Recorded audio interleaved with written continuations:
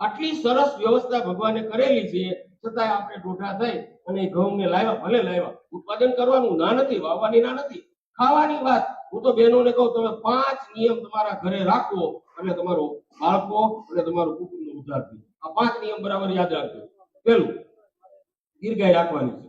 રખાય તો ઠીક છે, જો રખાય તો બાળકોને ભેંસનું દૂધ ખવડાવવાનું નથી. આજે આપણા બાળકોનો પ્રોટીનની જરૂરિયાત છે. આ બાળકોને પ્રોટીન આપવાની જવાબદારી બહેનોની છે, કે માતા સ્વરૂપે હોય, પત્ની સ્વરૂપે હોય કે દીકરી સ્વરૂપે હોય. ઘરની અંદર પ્રોટીન માટે બેસ્ટ વ્યવસ્થા છે દીર્ઘાય. દીર્ઘાય તમે રાખો તો ઠીક છે, નકર તમે ભેંસનું દૂધ રાજકોટ જવા દો, એને વાંધો નથી. ત્યાં એટેક આવે તો હોકાળ છે, 5-10 લાખની ખર્ચ છે. આપણી પાસે 5-10 લાખ નથી. આપણે કેન્સર થાય તો આપણી ગામડાની દશા શું થાય ભાઈ? મેં પરિસ્થિતિ જોઈ છે એટલે હું આ બોલું.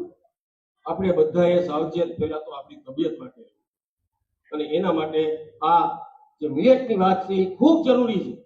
તમે બાજરામાં રહેલી તાકાત આપણા બાપ દાદાને યાદ કરો, જુવારમાં રહેલી તાકાત આપણા બાપ દાદાને યાદ કરો.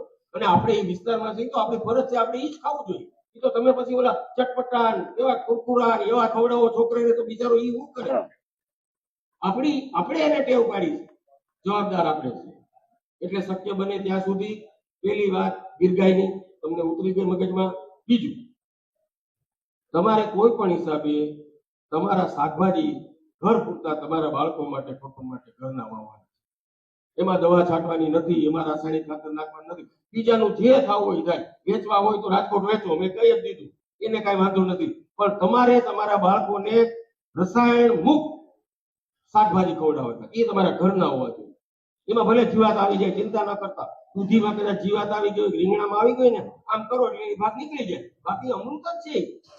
એટલા માટે એ અમૃત છે કે એમાં જીવાત પહોંચી નથી હોય, એમાં દવા પહોંચી નથી, એટલે જીવાત એમાં છે. એનો મતલબ એ કે એમાં દવા નથી, એટલે એ ખાવાનું. અમારે રાજકોટમાં પરમાર સાહેબ છે, 85 વર્ષે ઓલો હાંડિયા પુલ સાયકલ લઈને 2 વાર ઉતરી 2 વાર ચડે. એને પૂછ્યું ભાઈ તારી તબિયતનું રહસ્ય? મને કે સાહેબ અમે છે ને મોચી જઈએ તો અમારી વાડીની બાજુમાં મારું ઘર છે, એ વાડીવાળા હળેલા આ બાજુ ઘા કરે તો મારા ફળિયામાં આવે, હું બધું ભેગું કરીને હળેલું કાઢી અને ખાઉં છું. મને કોઈ દી કેમિકલ પેટમાં ગયું જ નથી, મારી તબિયત હારી જ નહીં. આ હકીકત છે, આ કોઈ હસવાની વાત નથી. એટલા માટે આપણે બધાએ શક્ય બને ત્યાં સુધી શાકભાજી આપણા બાળકો માટે, આપણા ઘર માટે પોતાનું વાવો, ઓર્ગેનિક બનાવો, કેમિકલ મુક્ત કરો. આ બીજી શરત. ત્રીજું, તમારે તમારા કઠોળ ઘરે જ બનાવવાના છે, વાવવાના છે. ભાઈઓ લોમાને ઘણી વાર એમ કે એ કપાની વચ્ચે તું ભાઈ લીટા કરાવે, મારે હાથ આંકવા ગણે, જે થવું એ થાય. 4-5 લાઈન મગની, 4-5 અડદની, 4-5 ચોળીની, 4-5 વાલની, વટાણાની, તુવેરની. આજે તુવેર એટલે હું કહું છું, મરવું હોય તો મગફળી વાવો, કપા હોય તો કપાસ વાવો, જીવ હોય તો જાર બાજરો વાવો, તરવું હોય તો તલ તુવેર વાવો. તુવેરની દાળનો ભાવ શું છે અત્યારે? આપણે બજારમાંથી 150 રૂપિયા લઈ શકીએ, પણ 15, 20, 25 છોડવા જો સેટે પડે હોય, દાળ થઈ જાય ઘરની, કંટ્રોલ લઈને કરી નાખીએ. કહેવાનો મતલબ કે આપણે આજે તલની કેટલી વેલ્યુ છે. આ તલ આપણે ખાવામાં ઉપયોગ નથી કરતા. હું તો કહું છું જે વસ્તુ સીધી ખવાય ને એનું તેલ ખવાય. આ યાદ રાખજો. કપાસિયા મોઢામાં નાખો, તમે ખાઈ શકો નહીં તો એનું તેલ ન ખવાય. તમે સોયાબીન મોઢામાં નાખો, ખવાય નહીં તો એનું તેલ ન ખવાય. તમે સોયાબીન ને બદલે સૂર્યમુખી મોઢામાં નાખો, એનું તેલ ખવાય ન ખવાય. પણ મગફળી છે તો એનું તેલ તમે ખાઈ શકો, કારણ કે મગફળી સીધી ખાઈ શકાય. તમે તલ છે એ સીધા ખાઈ શકાય. એટલા માટે તમારા બાળકોને સારામાં સારું જો તેલ હોય ને તો મગફળી જ છે.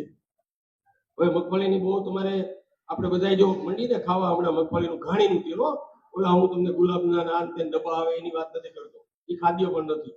એને એટલા ઊંચા ટેમ્પરેચરે એને ફિલ્ટર કરવામાં આવે છે, એમાં તત્વો બધા બળી ગયા હોય.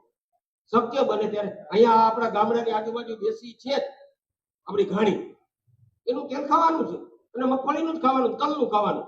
બાકી એ કોઈ તેલ પામોલીનના આવડા ડટ્ટા નીકળે, ખબર ને, મલેશિયન, થાઈલેન્ડ જાવ, એનું એ મોઢામાં ખવાય ન ખવાય, એનું તેલ ન ખવાય. એટલે શક્ય બને ત્યાં સુધી તમારે શાકભાજી ઘરનું, ઘરના કઠોળ, ઘરનું તમારે ગાયનું દૂધ, થોડા જાજા થોડા વૃક્ષો વાવો. વગાસિયા સાહેબ, અમે આ ગામડામાં, મને દુઃખ થાય છે કહેતા, 1999માં અમે આમળા વવડાવ્યા આ વાદીપરામાં અને દેવળિયા ની બધા ગામમાં. એ લોકોએ આમળા નહોતા જોયા. દુઃખ થાય આપણને કે આ માણસોને આમળાની ખબર નથી. આમળા એટલે અમૃત છે આપણને બધાને. અમે એ વખતે 100 પેલા રોપા આણંદથી લાવી અને ગામડાની અંદર મેં આમળા વવડાવ્યા. આજે તમે કાંઈ નહીં તો શેઢે પાળે ખૂણે ખાચરે થોડા જામફળ દાડમ બદામ જે થતું હોય તમારે. હું તો કહું બોર વાવો મોટા મોટા. છોકરા છે ને 2 પાણા મારે ને હેઠા પડે ને એને ખાવાની જે મજા આવે 1 કિલો તમે રાજકોટમાંથી લાવો ને એમાં મજા ન આવે. કેરી આંબા વાવ્યા હોય આપણે કઈ ભાગિયા ને એ બધા ખાઈ જાય છે, ભલે ને ખાય, એના છોકરાને વિટામિન સી મળશે તો પણ સમાજ માટે તો ઉપયોગી છે. કાચી કેરી ભલે ખાઈ જતા. મારું કહેવાનો મતલબ એ છે આપણે બધાએ જેટલું શક્ય એટલા શેઢે પાળે થોડાક વૃક્ષો વાવવા જરૂરી છે. અને 5મું, હવે મારી મૂળ વાત આવે છે, આપણે બધાએ આજથી નક્કી કરવાનું છે ચોખા આપણો ખોરાક નથી.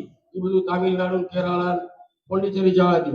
ઘઉં આપણો ખોરાક નથી, એ બધું પંજાબ, હરિયાણા, હિમાચલ પ્રદેશમાં જવા દો. તમારે ને મારે એક જ વસ્તુ નક્કી કરવાની છે, બાજરો, જુવાર, થોડા ઘણા અંશે મકાઈ ખાવ તો વાંધો નથી. કારણ કે બાજરો, જુવાર, બંટી, બાવટો એ બધું પરફેક્ટ મિલેટ છે, જેને પોઝિટિવ મિલેટ કહેવાય. ઘઉં અને ચોખા નેગેટિવ મિલેટ છે, એ ખાવાના નથી. મકાઈ એ ન્યુટ્રલ છે, વચ્ચેના ભાગમાં છે, એટલે ખાવ તો વાંધો નહીં, ન ખાવ તો વાંધો નહીં.